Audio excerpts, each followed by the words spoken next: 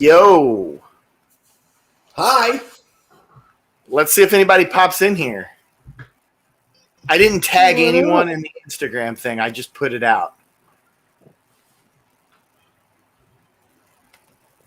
Let's see. I want to see if anyone's even viewed the Instagram thing. Oh, yeah. There's been a few people view it. We'll give people some time to come in. So, clearly one of Nola's picks is Dark Shadows. That's a good one. I'm working on it. That's all right. I'm not used to having sun streaming in through that window when I'm trying to be online. Yeah, that's all right. Take your time to fix it. We'll see who pops in, if anyone does. Otherwise, we'll just get to going with it.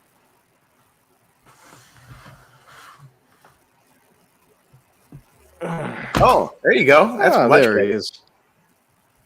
All right. So we got somebody popped in here. Don't know who.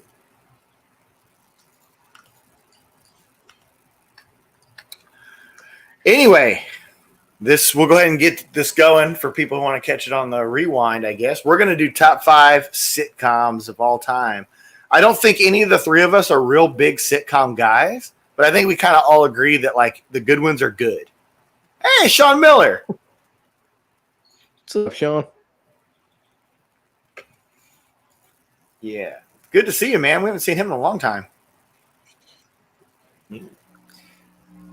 So yeah, let's do the rotation. We'll do let's do Lewis in the rotation first, since he's done these with me a few times, and then you can do one, and then I'll do the one on the tail end.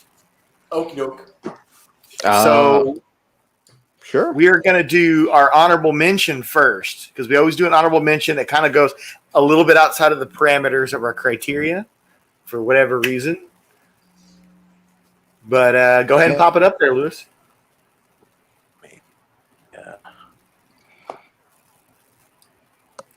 Okay. Honorable mention. And be sure to explain why this one is your honorable mention and not on the list.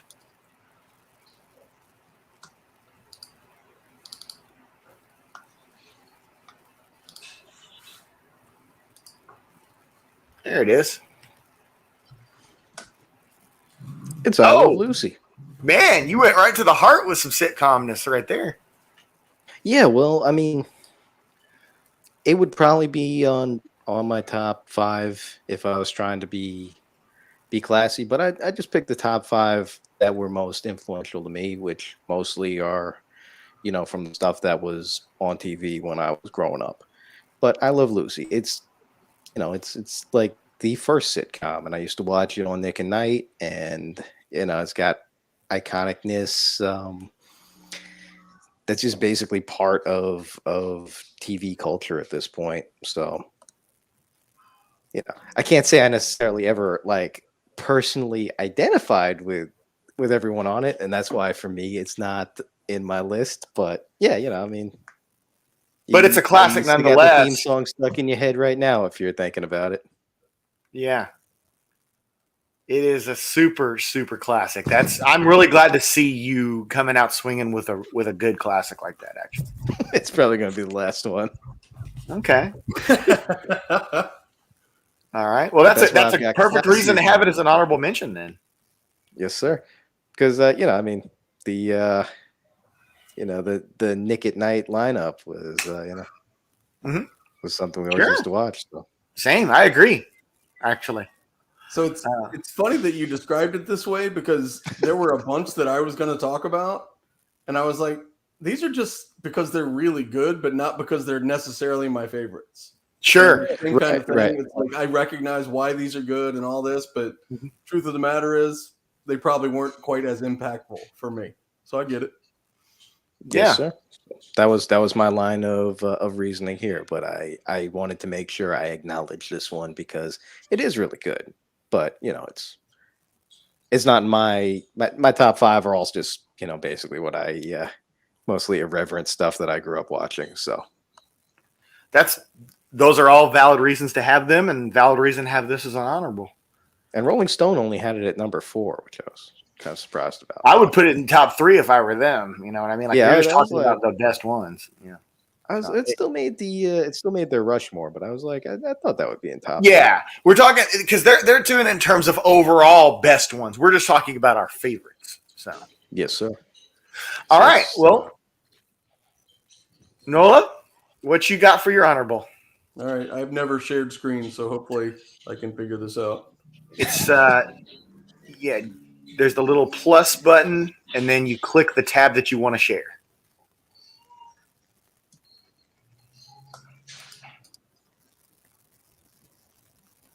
Is that it? There's nothing on my end. I would have to bring it in. So if you click share, then you'll go to share screen. And then when that pops up, go to like the tab window or whatever on the side. And then you pick the individual tab that you want to open, wherever the picture is that you have.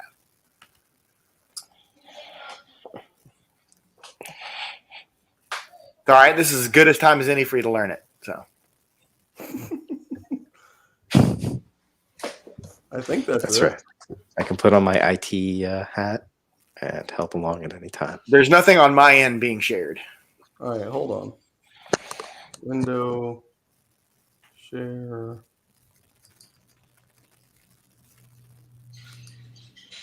All right, I'm not getting this. So at the bottom where it says share. No, I've got the box on my screen right now that says share screen. Yeah, it says choose what you want to share, and it says entire screen, window, or Chrome tab. Chrome tab. Go to window or Chrome tab. Go to Chrome tab. Yep, got it. There it is. Bam. The love boat. You did take my advice on that one. Nice. So this doesn't fit my criteria for sitcoms, mainly because it's not a straight sitcom. It's more of a comedy drama, and it's also an hour long. I'm a firm believer in the sitcoms have to be a half-hour show. But this is just one of those things that I'm a couple years older than you guys, so the world wasn't quite as expansive as it is now. So seeing all these amazing, glamorous people floating around on this giant, glamorous boat doing all these ridiculous things always just sort of appealed to me. So, you know, to this day, it comes on some of the oldies channels around here, and I'll still turn it on and watch it when it comes on. Sean's a fan. He's glad you put that up there. And I mean, it's a throwback to a different era of the way they used to do things, because for those that never saw The Love Boat, essentially it was just a rotating cast of stars that they would bring in to tell these little ensemble stories. And then you had a few like continual. Right, you had the cast members of the boat that were always the same, but essentially the stars of the show were always kind of rotating in and out. So that's my honorable mention for best sitcoms in the doesn't quite fit the criteria category. Yeah, for those out of the loop on this though, it like Love Boat has come up on several occasions in our D&D group. So it's very fitting that this made this even as an honorable for him. So I'm glad to see that. He even apologized once. He goes, "Yes, I'm watching the Love Boat." There's nothing wrong with that. All right, cool.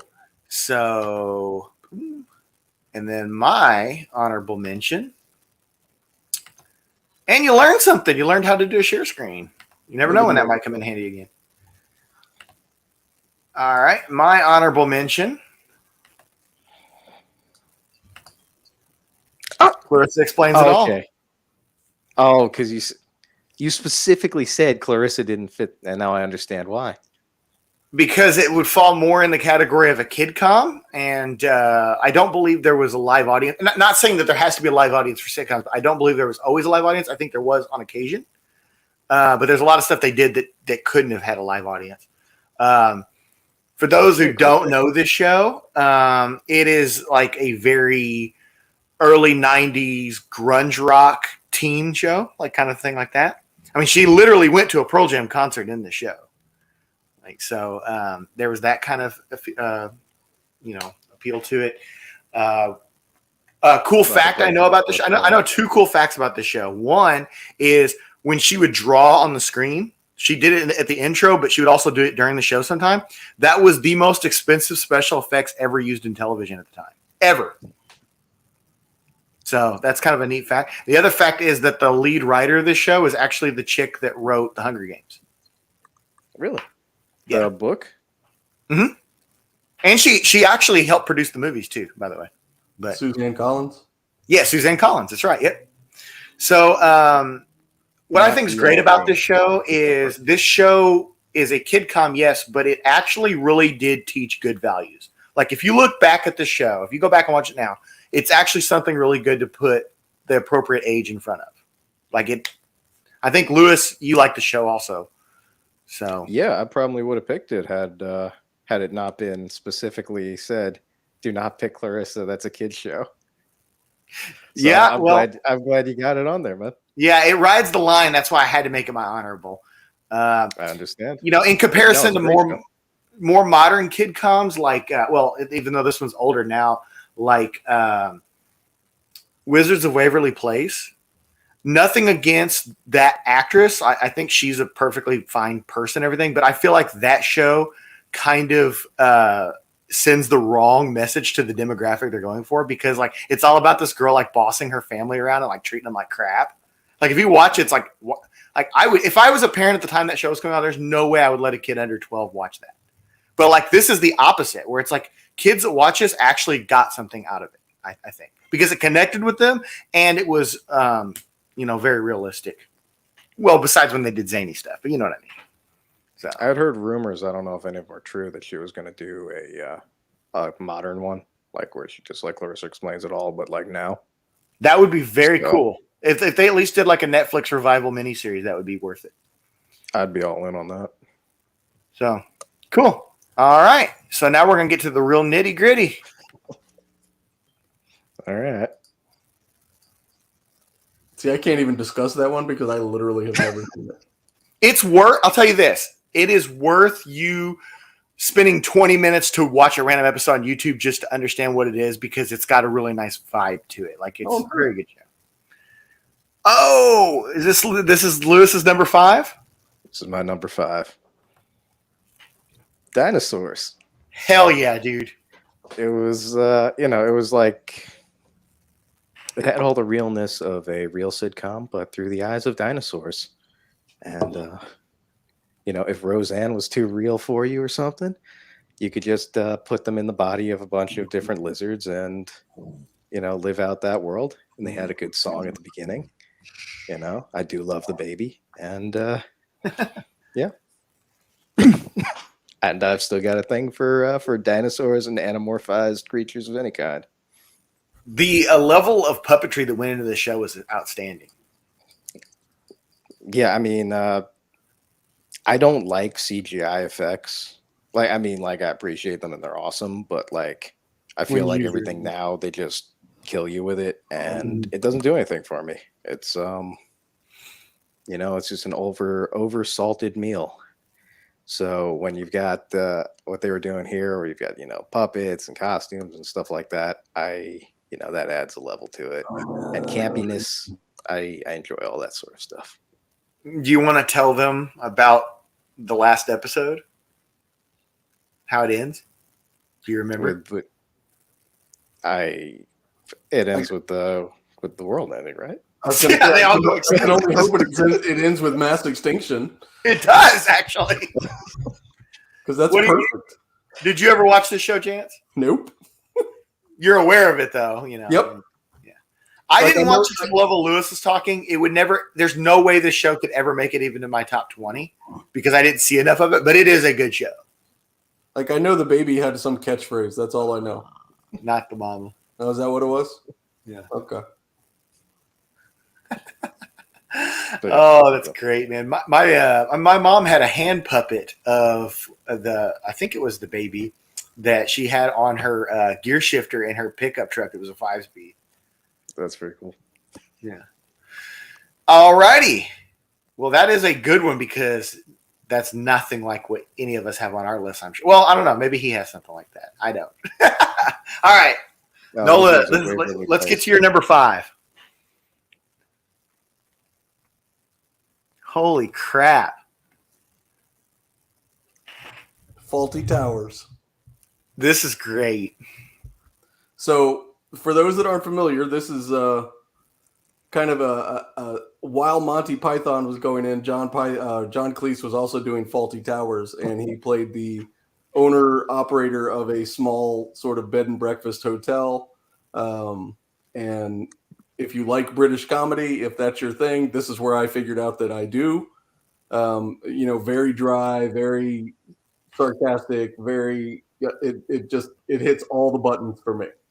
And it probably helped define my sense of humor as much as a couple of these other shows that I watched when I was a kid. So awesome. This is one I don't expect a lot of people to have, especially as we've gotten further away from it, to have seen. Yeah, Sean remembers it. He's talking about it down there. Do you know how long the show ran? About 4 years. I think it was like 75 to 79. Right on. Yeah, that definitely outdates me and Lewis there. Yeah. But I mean, of course, we have classic things on here too. So obviously, none of us were around for I Love Lucy. And the thing is, I never saw it when it was on. It's a BBC show, so there wasn't a lot of BBC accessibility at that time. But I can't remember where I started watching it. It might have been on PBS. It might have come on PBS for a little while or something like that. It was probably syndicated like the following year after, or maybe the year after the show ended. It's probably when they did it. I don't know, but I got hooked on it. And like I said, if you're a fan of British comedy and you haven't seen it, especially John Cleese, so good. John Cleese is great. Who's the actress on the left? You talking about the younger lady? Mm-hmm. That's his wife, and I can't remember who played her, but yeah, she's incredibly familiar, right? I'm gonna say she's beautiful. Yeah. Can't remember her name.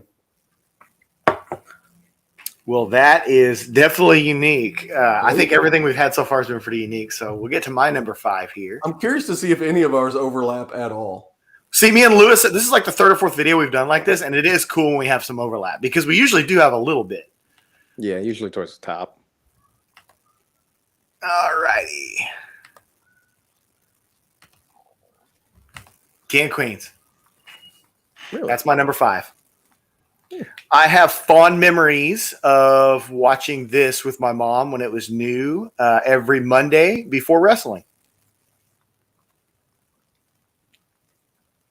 I love Kevin James. I think Kevin James is hilarious. Kevin James is like the quintessential like fat guy comedian in the wake of the loss of Chris Farley.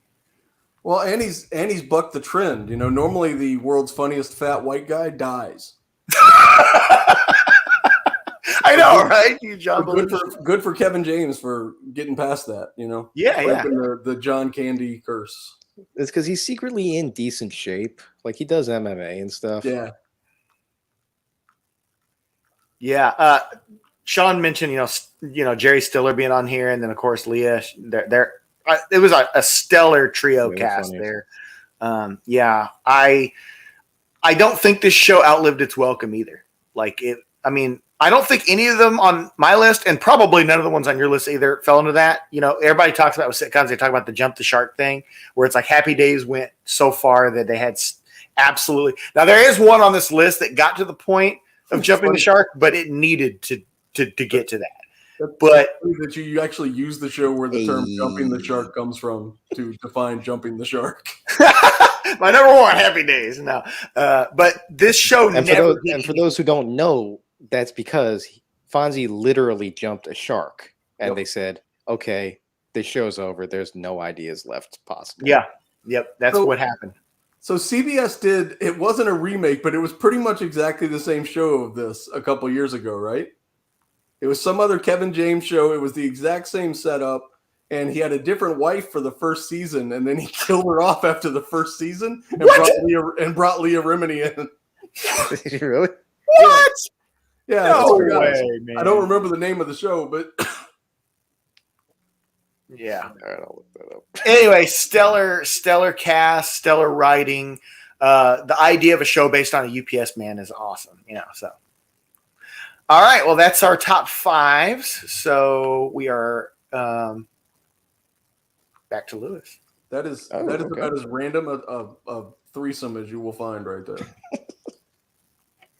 Animated dinosaurs, 70s British comedy, and Kevin James. Number 4. Arrested Development. I don't want to say it jumped the shark necessarily on Netflix, but they did take a 7-year hiatus, and now some of the cast is even dead, so I don't really know what they're doing. I didn't see the most recent season of this because I think another one has come out, but the first couple seasons of it I was watching live, and I probably make some sort of a reference from it almost daily, whether I want to or not. I don't know. I thought it was a fun show, and had a lot of the resentful kind of humor that I try to work into my daily life. Crazy there was that much of a gap, though. Yeah, well, I mean, the first ending was actually fine, but that was during the years where Fox was just killing shows, and then Netflix brought it back, in 2013, and they've done 2 or 3 seasons on Netflix during that. It wasn't like they've been putting one out every year. I have never even seen 1 minute of the show. I at least have heard of Faulty Towers. Whenever I knew that was a thing, but Arrested Development's literally something I've only seen the title. I've never even seen. This is my first time even seeing the cast. Really? Yep. I mean, yeah, my wife was saying she didn't like it, and then I think she watched the first 3 or 4 seasons straight through. When she was sick one time, she's like, it was pretty good. Liz is like that with a lot of shows, especially sitcom shows, where she's like, I'm not a big sitcom person. Then when the right one pops up, she'll watch a bunch of it. Yeah, it's Will Arnett. He's got his he's like a bumbling failed magician. It's a story of a rich family that is all super have a lot of internal problems, and they all kind of hate each other, but they go through the same Dude, look at that cast. Experience of everyone else. Yeah. Jesus Christ. Everyone on there is an incredible comedic actor. That is true. Yeah, well, what's her name? The mom just passed away, but yeah, she's hilarious. But yeah, if you haven't seen it, I'd give it a try maybe. I'm loving how this list is definitely, we're all three very radically different. And even within our own lists, we're radically different. Wasn't there an MCU joke about Arrested Development when they did the airport fight scene in Civil War? Didn't they have a rolling staircase that was from Arrested Development? Yeah. Yeah. Yeah, I think it was the actual one. Yeah. That's hilarious. You'd think it'd be the opposite. It was MCU reference and Arrested Development, but no. All right. Chance, you're number 4. Let's see. What did I go with for number 4? Let's go there. 1 sec. Yeah, get it. Leave me alone. Bam.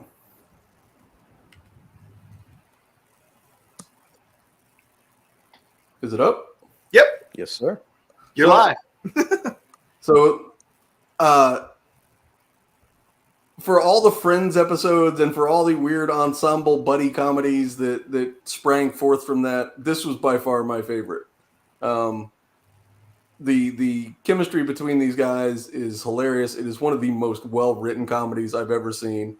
And Neil Patrick Harris as a straight misogynistic dude is fucking unbelievable. My mom really likes the show, but I've only seen it a few times. It's so good. It's got a ton of heart. There's the one ongoing relationship which is pretty steady throughout the whole show, and then the other ones kind of fade in and out of each other and come back and forth. But yeah, for me, it just it hits my sense of humor, and it's one of the, like I said, I'll take this over Friends any day. Friends was really bland for me. I kind of got that from. I didn't really like Friends either. I kind of got that feeling too from just a little bit I've seen of this. Yeah, that it's they tried to do what they did with it. This is, if I have to pick a 2000s era comedy to throw on here, this would be my choice. Now, isn't this the show where the guy grows up to be Bob Saget? Well, yeah, Bob Saget does so the premise of the show is that this guy Ted is telling all about the story of how he met the kid's mother, and he's telling his kids years in advance from when the show happened. So each episode is essentially him talking to his kids about how he met his mother in some crazy story. And Bob Saget does the voiceover for when he gets older. So that's hilarious. Awesome. Yeah, Yeah, I know other people who like this show too. Actually, I think this may be, out of all the ones that we've talked about, I think this one might be the most popular one that I know of among people that I know who like these kind of shows. And we got more MCU-ness right here with Kobe Smulders. The dark-haired chick, she plays the SHIELD agent in all the MCU movies. Huh. Yep. All righty. So let's see here. Go with my number 4. Oops.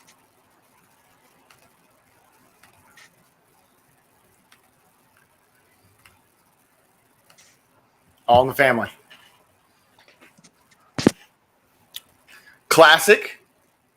And from an era where it was no problem at all challenging ideas on the screen. Everybody got to be made fun of. Everybody's view got to be seen.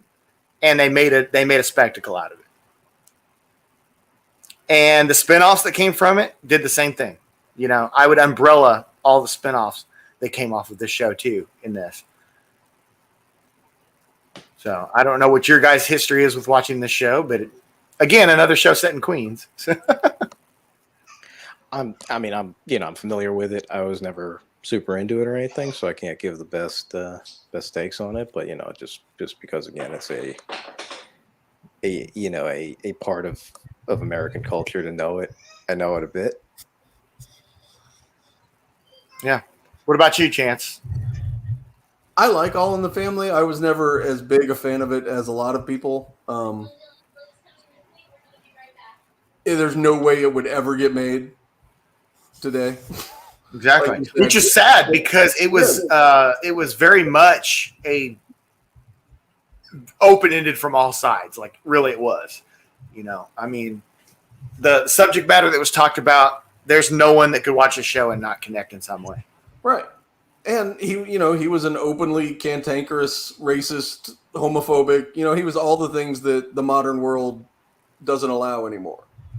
Yeah, but he got challenged in every corner too. Absolutely, but yeah, 100%. And so did the others. Like the other way, the show was pro-veteran and anti-war, man.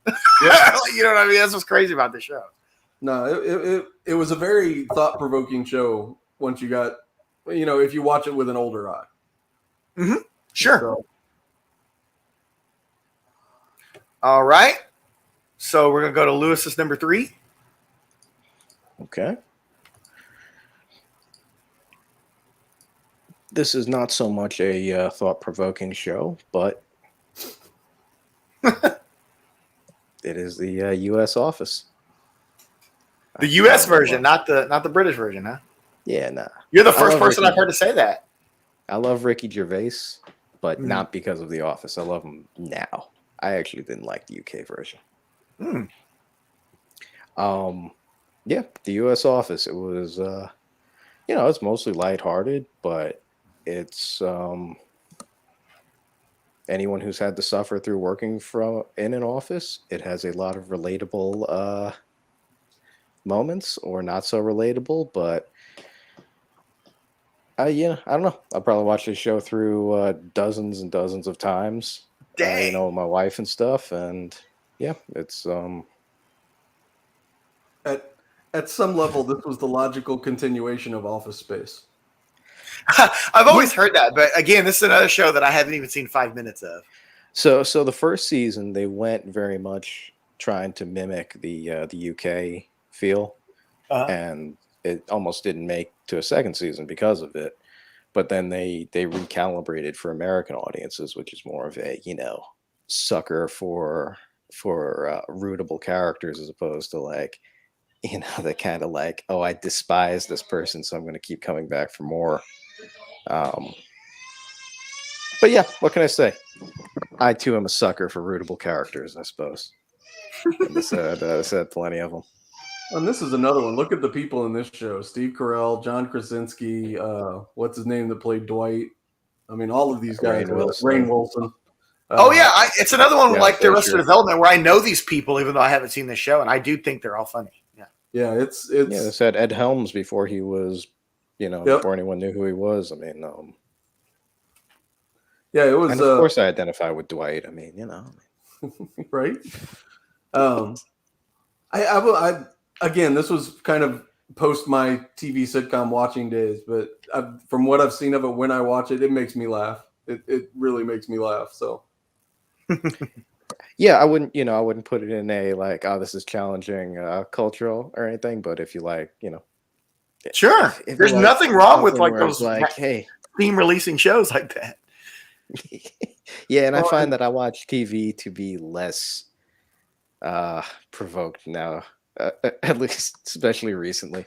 Like, See, I'm the sometimes watch opposite, something where that's I will funny. only watch something if I'm provoked and challenged. Really, like, I don't watch shows in general very much. I mean, I haven't even seen any of the the Marvel. I'm shows walking at a all. tightrope, baby. I can't be any more provoked.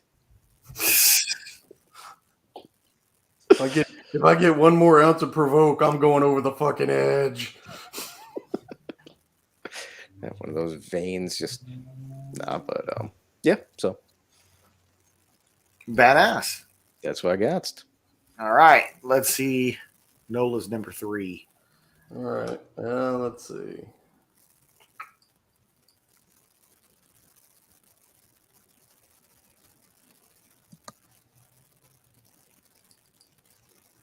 Is it not doing it?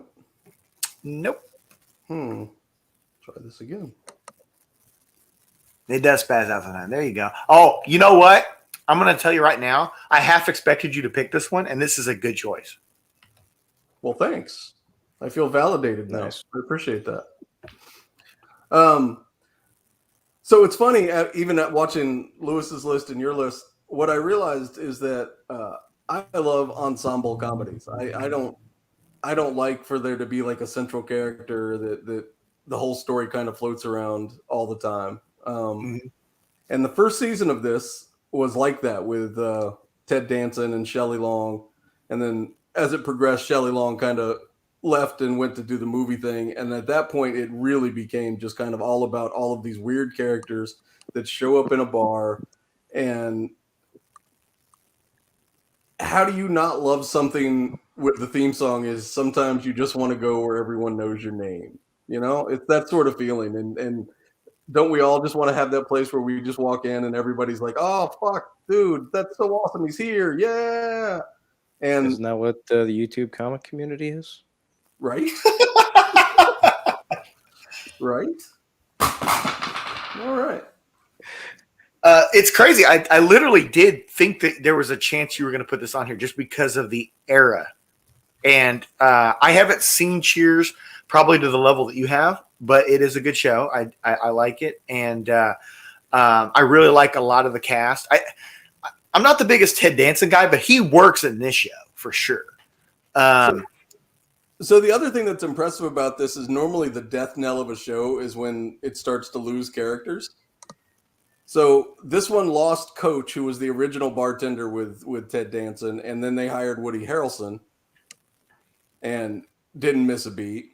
They lost Shelley Long and then brought in Kirstie Alley, didn't miss a beat. I mean, it's like this show just kept on rotating through.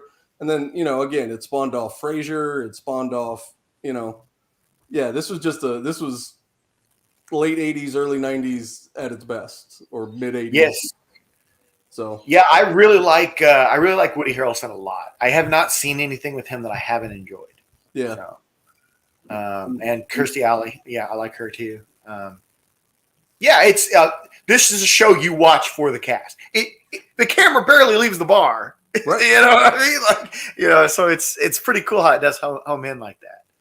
See, that's funny because I was there's an old 70s sitcom called Barney Miller I was thinking about putting on here. One of my favorite things about Barney Miller is that it essentially all took place in one room. I mean, it's like it never went anywhere. He just sat there in the police room. That's funny.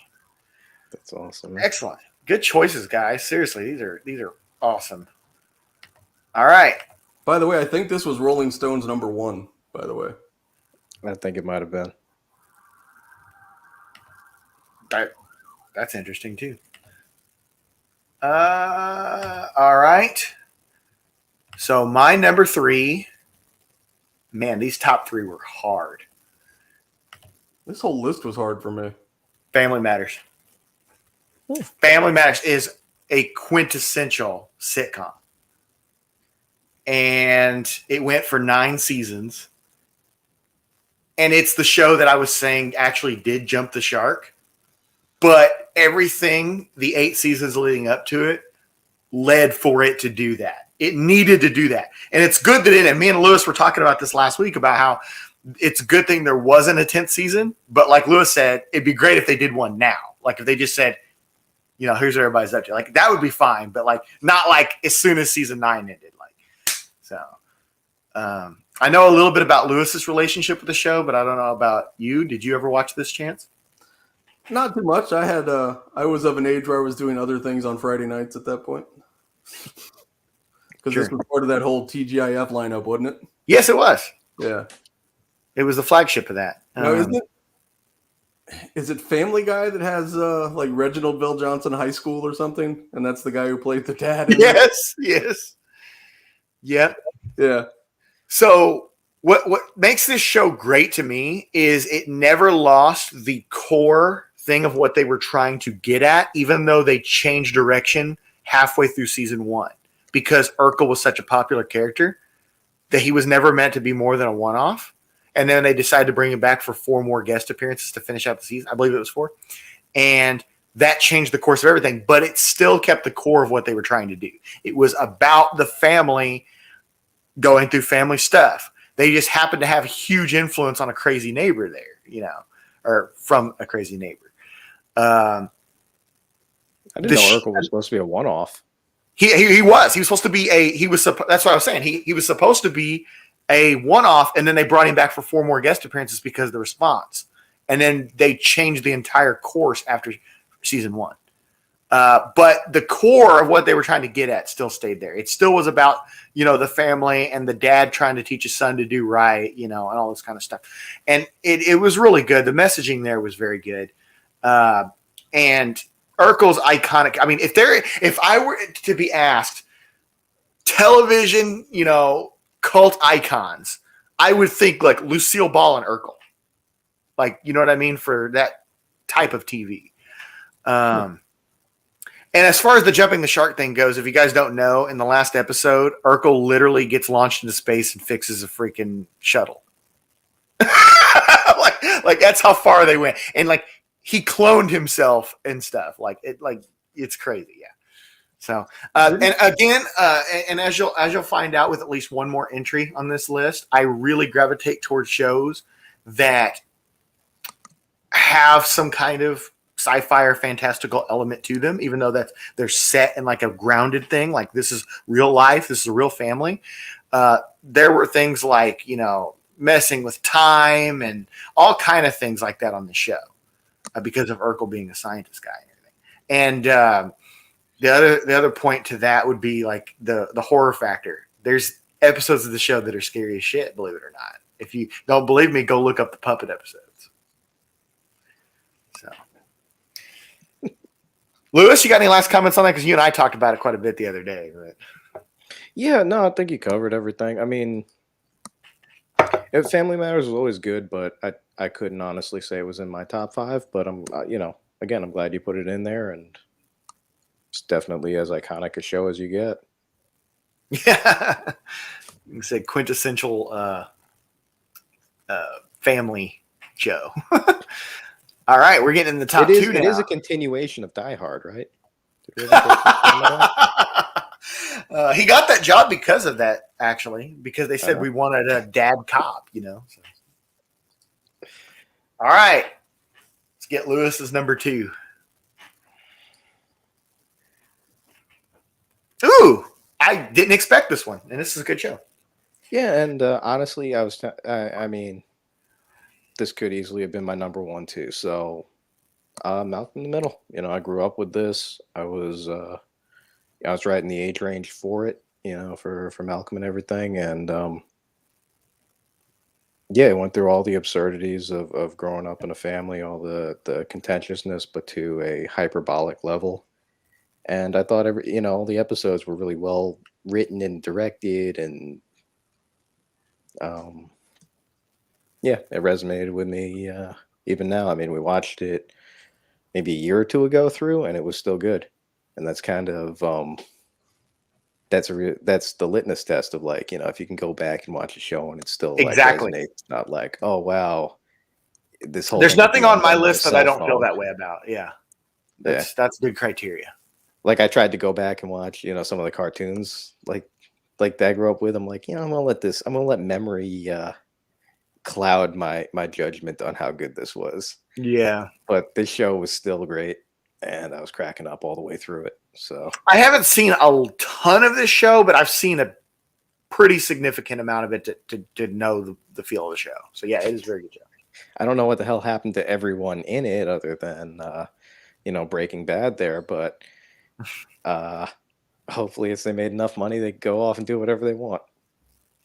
I didn't know it lasted 6 seasons, actually. Yeah, the last season was a little bit Not weird. good.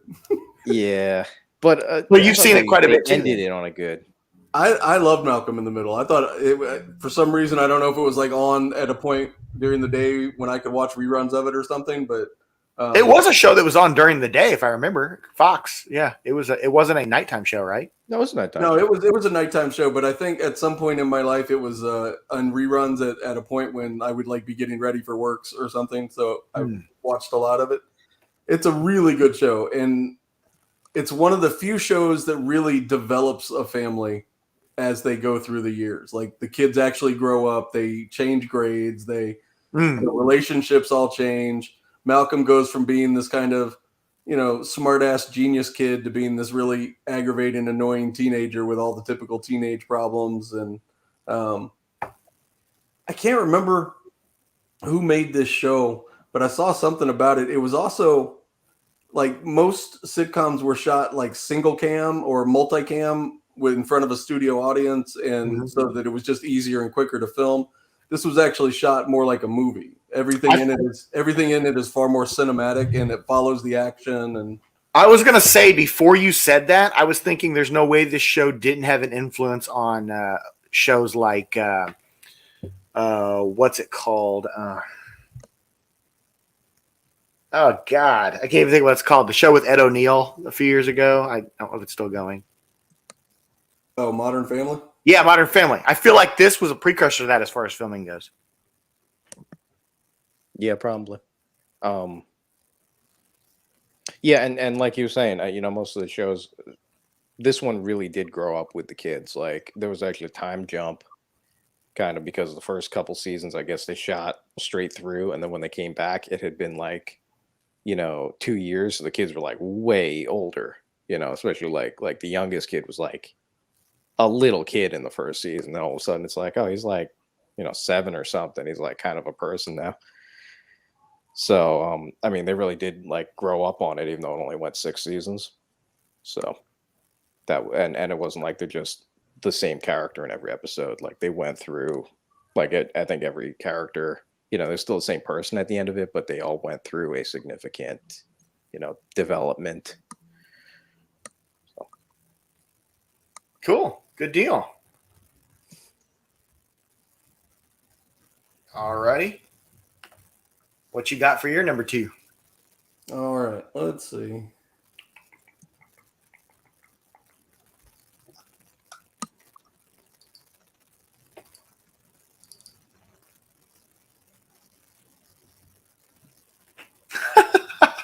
Okay. Oh, nice. This may legitimately be my number 1 when it's all said and done. But as it's an ongoing thing and it's only got a few seasons in and there's not a lot of episodes that are actually in each season, nothing I have ever seen speaks to me like this show does. And the way really, yeah, yep, this is 100% how my brain works.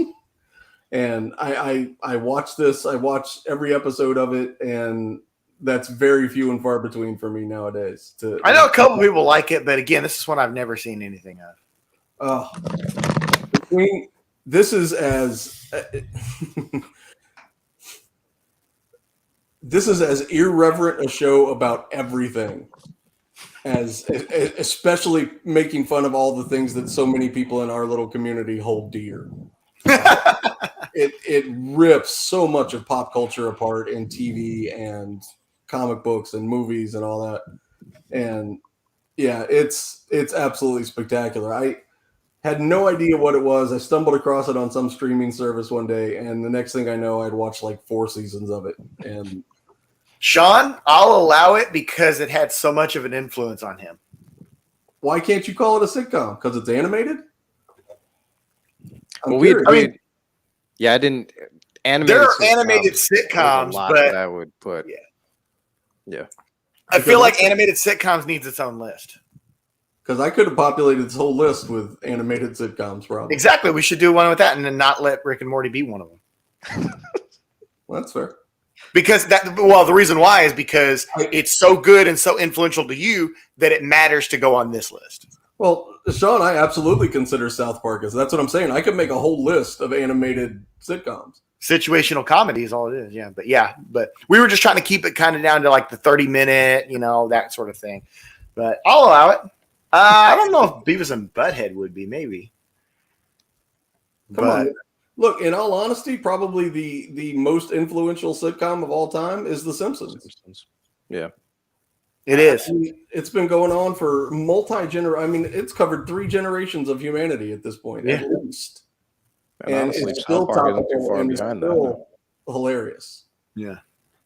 I'll allow it because of how high you just talked it up. Oh, it's so good.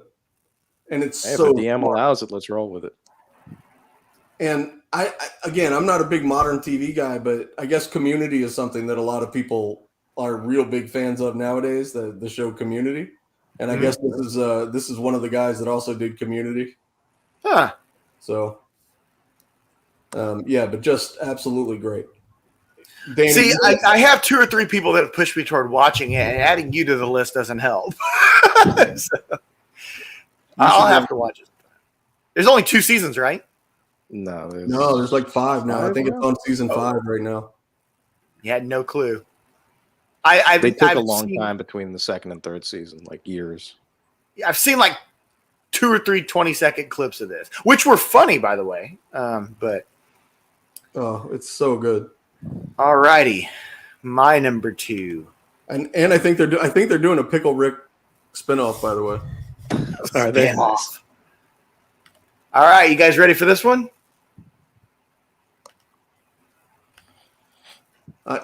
Was there any doubt? My number 2. I'm surprised it's your number 2. It was hard, but I have good reasoning for why number 1 is number 1. Mary Show, what can you say? It's similar in the same vein as the All in the Family thing. Is anything went with the show? The reason why I chose this specific picture is because look at this. All right, Fang, feminists against Neanderthal guys, and No Man. Like you had a freaking men's rights activists in the show and feminists in the show. Like there were no fucks given making the show, and it went on for again like 9 seasons. This could be the show that between this and The Simpsons, these are the shows that helped save Fox. Oh, 100%. Did you know that Fox was not even shown nationwide until this show got popular? Yeah. Fox was a regional program. Yep. Until this show. Absolutely. And this is as good as it gets. This is a great show. I think so when we're getting close to the top, we're starting to all really kind of overlap with this, where it's like, and see the reason for people watching, the reason why, Chance said that it was any doubt that it was going to be on here. I collect comics of this. I have over half of the comics of Married with Children. Some of them I got from Nola. So yes, I love it. I think that it was boundary pushing, but grounded at the same time. So. And they didn't jump the shark. In fact, the cast, there's actually, did you know that they were told the moment they finished filming the last episode that it was the last episode? They didn't know going in that day. Oh, shit. So, yeah. Absolutely 1,000% needs to be some kind of revival of this. I don't care if it's a Netflix movie or what. Something needs to be done with these characters. And Kelly Bundy was as big a sex symbol as anyone. Absolutely, man. And if you didn't get it from this, you need to go watch Don't Tell Mom the Babysitter Did. So cool. We're all on board with that then. Lewis, what about you? What's your history with this show? I don't think I've ever asked you that. I probably watched a lot of that like towards the end of high school and in the beginning of college with some of my friends who were like super into it. Like I remember I went over to one of like the first one of my guys who had like his own house, and he's just sitting there watching Married with Children, explaining to me how like, see, this is what a real man is like. And he's sitting there like, you know, he's just in this crappy like one room apartment frying eggs on like an electric skillet watching Married with Children. Just my favorite quote from the show is "Did you miss me, Al? With every shot so far."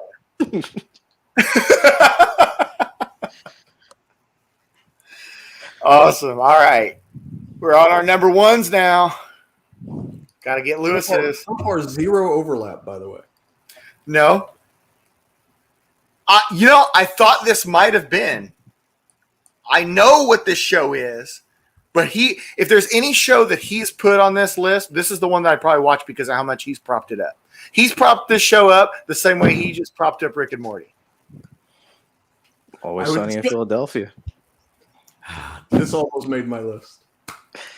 You're talking about a show that gives zero fucks, and here it is. That's why I want to see it. If it's even half relative to what we've been talking about, then I want to see it. This is oddly enough, there is a ton of character development. Like you think that maybe there isn't because they stay the same. Like they're still awful people from the beginning to the end, but like if you look at the first season, the characters to where they're up to now, they're completely different people. Like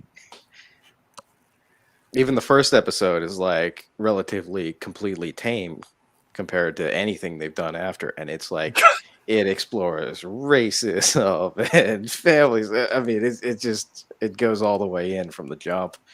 Good, and has continued to now. Yeah, and Danny DeVito is a fucking genius. DeVito's great. I was no doubt about it. Once they brought Danny DeVito in, that show just never stopped. From that point on, it was nonstop hilarious, and it was funny before. But he really ties the first season was really was amazing. It was just greatness after DeVito got in. Yeah. and like how he first arrives, he's in like a suit and everything, and so he's their father, and and like to where he's just eating garbage like several seasons later. Man. So in all honesty, I was gonna put this on my list, but I kind of figured you would. Because we've heard him talk about it. He's brought it up in. He wanted D&D influence, like you put D&D influence in this, or the other way around. You put this into your somehow. I can't remember how you did it, but you were like, I got this from Always Sunny. This is as irreverent and completely mocking of almost every facet of society as any show ever made, and it is. So you're saying it's like they took an injection of All in the Family, an injection of Married with Children, and they just injected it right into this show. Yeah. Their own tagline was Seinfeld on crack for the first couple seasons. I'm going to have to watch some of it. Like, there's no way. If I were to take a recommendation off any of your lists, assuming that Nola's number one doesn't blow me away and it's not something I know, I would take this one, and I would take his Rick and Morty since other people push me toward it. Yeah, you Rick and Morty is a maybe, you know, it's probably very specific to certain people. It's Always Sunny is goddamn hilarious. Good deal. They had Rowdy Roddy Piper in a bunch of episodes. Really? Just like an insane homeless man. Yeah. That is interesting. Hey. I'm still live, but Liz just got home. Yeah, if I had to like give you like one episode, maybe his first one where they're trying to put on like a For the Troops charity wrestling event that they're just gonna like siphon the money from because they're like low lives. Like wow, it's ridiculous. Dude, the one with never heard of the Piper connection. The one with the little girl's beauty pageant. Oh my god. Frank's Little Beauties. Oh, so good. That other guy was a bad guy. It really I is. mean- Look, I'm laughing literally just thinking about it. It's That's good. great. It's the first time on this that we've encountered. I mean, that. I use like Frank quotes all the time. It's like, so anyway, I started blasting. I don't see so good, and I don't aim so good either. So I got a second one. I mean, yeah, it's zero fucks given, but with a heart. That's important. So All right, Not we a gotta lot get of hard. get to Nola's number one here. I have no idea what the hell he's gonna do.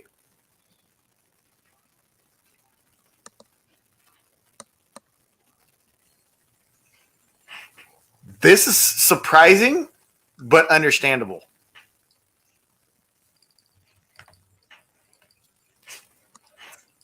okay, nice. This is your number one sitcom of all time. For me. Yeah, for you. It may not. It may not be the funniest. It may not be anything else. But again, this, much like All in the Family, this was in an era of TV when you could be political and you could have opinions about things, and you could, and everybody laughed and still just went on. right, and you could speak out against stuff and not be slammed for it. And this is so this is MASH, for those that don't know. I think Sean's probably the only one watching, but it took place during the Korean War. The show actually lasted longer than the war did. Well, the show was actually done during the Vietnam War about the Korean War. Right, exactly. That's what's crazy about it. So, and what this show did is it took that perspective of why are we in a war that doesn't really matter, and it really carried it through. And Alan Alda right here, who's the guy sitting down in this picture, again, his sense of humor probably had as much influence on how I developed a sense of humor as anyone. But like I said, what I really appreciate about this show is its ability to tackle issues that just probably nobody wanted to tackle. And they weren't afraid to do it. And it lasted for a very long time. Yes. It was probably well, let's put it this way. The last episode of MASH is still the most watched television episode in the history of TV. I forgot I heard that because, that many people rallied to make sure they saw it. Yeah. Yeah. Like there were so many people watching it, they were afraid. This is a literal thing. They were afraid that during commercial breaks, there would be plumbing issues from all the people going to the bathroom at the same time. Holy crap. So my grandpa watched the show a lot. My grandpa was in Korea, so he appreciated the commentary on it. it's super good. Oh, super Lewis, do you have any comments on this? It's one of the shows that I should watch. You know, I've seen episodes of it, and you know, I know what it is, but I've never sat through trying. It's like on the hey, the next time there's a pandemic and we're not doing anything for a year or two, I'm just going to turn this on. Next time there's a pandemic. But yeah, I mean, I've heard, you know, from many people that this is, you know, not just an iconic show, but a very good and influential one. So, and Klinger is now owned by Disney, so technically he's a Disney princess. That's right. But like we were talking about earlier, this show holds up. Like the topics are still very modern.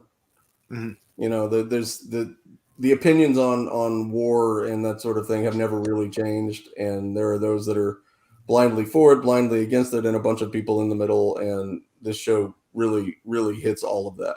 So, excellent choice, especially since it's so radically different than what Lewis did, and it's different. What? Yeah, you can. Oh, yeah. And it might be the only movie spinoff that was ever successful. Because this was I'd have to think about that. We don't have time to think about it, but I think there are some other examples, but I know what you mean. That rarely there are, but there aren't many. And this was yeah, good stuff. All right. We're going to go to my number one to wrap this up. And again, the top 3 were highly contested. In fact, when I originally wrote the list, this one was number 3. But I decided to make it number 1 for a very specific reason.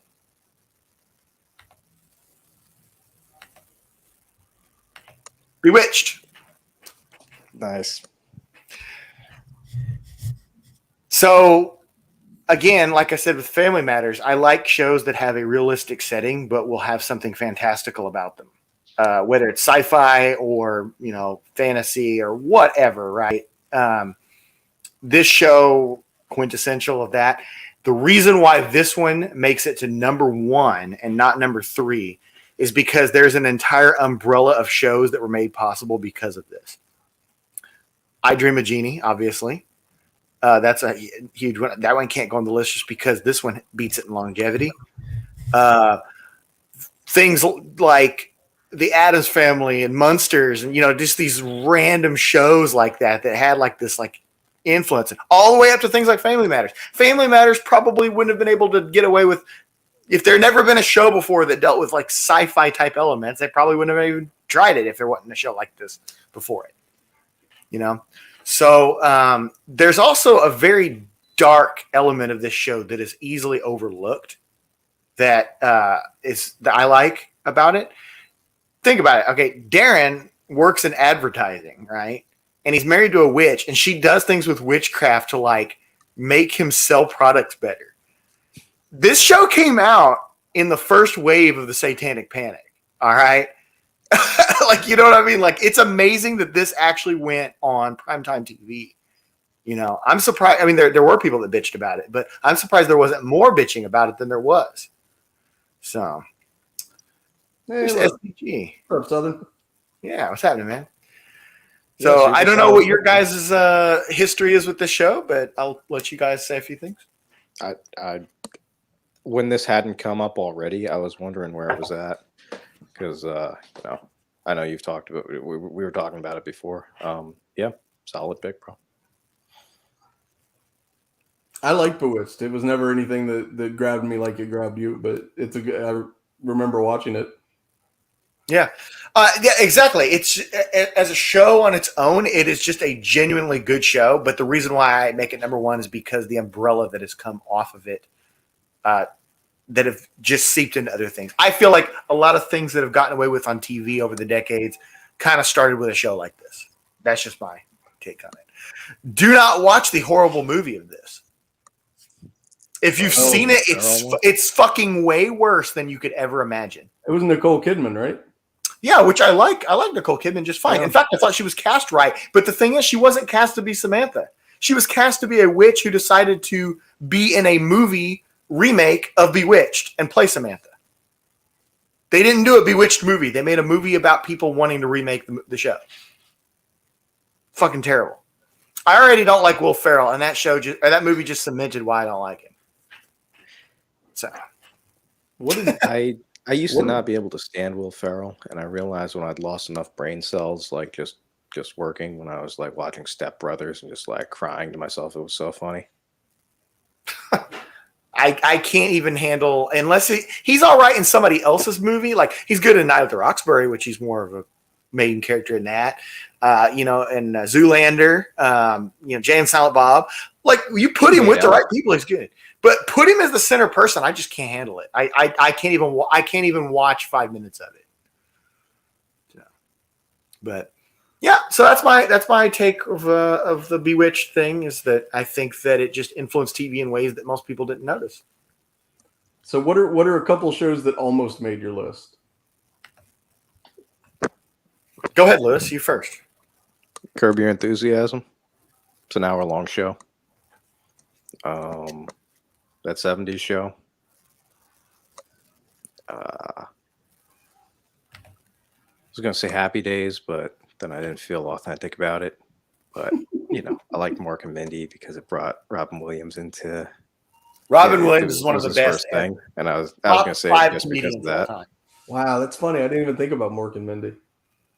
They're showing it on Pluto right now. Pluto TV has a straight up Mork and Mindy like hour. Which is a spinoff of Happy Days. Yes.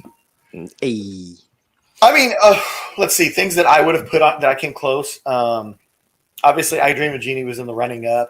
Munsters was in the running up. If you're going to go more like 90s, early 2000s, Yes Dear, if you ever saw that, that was right at the same time as King of Queens. Very underrated show. It was basically about two couples that were forced to move in together. They were in-laws. That was the one with David Spade, right? No? What am I thinking of? All right, go ahead.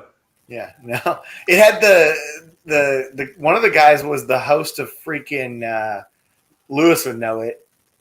What was the freaking? It was one of the early '90s Nickelodeon game shows.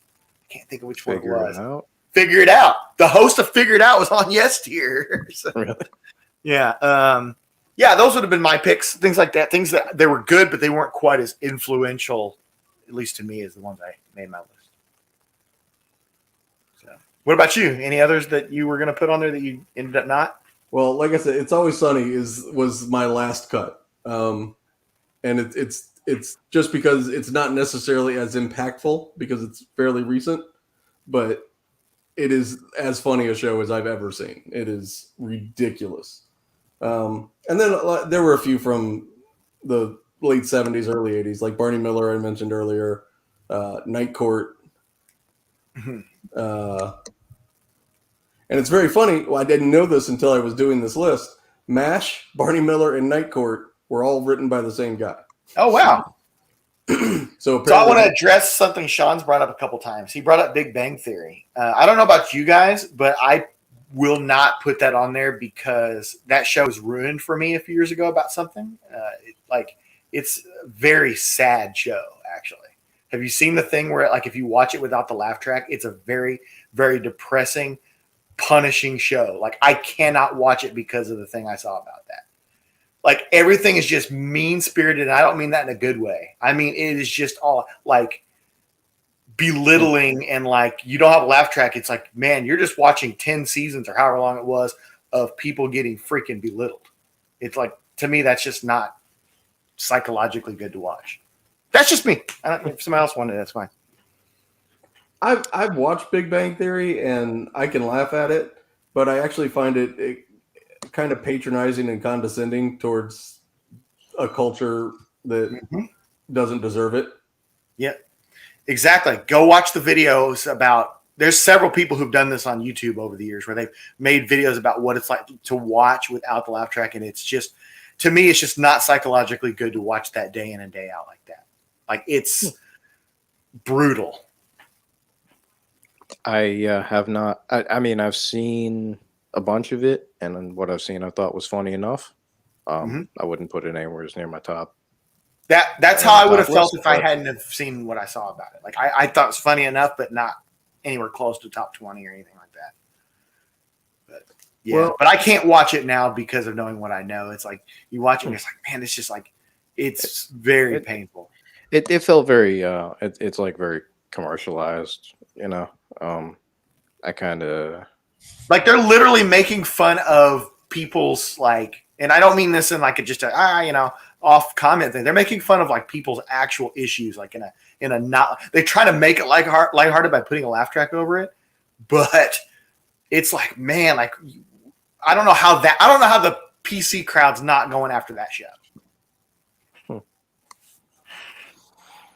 Probably because they never flat out come out and label anyone as being a certain thing, you know. So they can't really attack them because no, it's literally like the show's like literally fuck you with your problems. It's kind of a thing. It's fucked up. Well, Chuck Lorre has made a lot of shows that are very, very popular, but I don't care for Chuck Lorre, especially. Yeah, he has a knack for digging into other people's shit, and a lot of people find it funny. And maybe it's just the laugh track, but like Two and a Half Men was all about one brother that was incredibly successful but couldn't get his life together, and another one that was a complete fuck up alcoholic that made millions of dollars. So yeah, it's like when we talked about All in the Family and Married with Children, and you guys did the Always Sunny, and I kind of got the feel for that too. They do those kind of things and have those conversations, but it's not a one-directional punch ever in those shows. You know what I mean? Like, there's no recourse for these characters in Big Bang Theory. No. Yeah, it's really weird. It's kind of creepy, but anyway, we're done with that. No, I'll Fucking check awesome. it out. I didn't know about that. Third Rock from the Sun was a good one. Sean Miller just. Oh, Third Rock from the Sun is really good. Yeah. It's underrated. It's like Yes Dear as far as being underrated. Yeah. You know what was a short-lived show? Happy Endings. Did you ever see that? The endings was good. Yeah. Yep. If it only went like 3 seasons, that's why I didn't put it on there. But All right, well, we're going to wrap this up. This is just over an hour, which is great for having 3. Usually when me and Lewis do this, we do about 50 minutes with the 2 of us. So good deal. Yay, I added 20 minutes. Hi. So everybody, thanks for watching. Appreciate you watching the rewind. I know you will, because my videos get a lot more on rewinds than they do live. So later, everybody. Bye.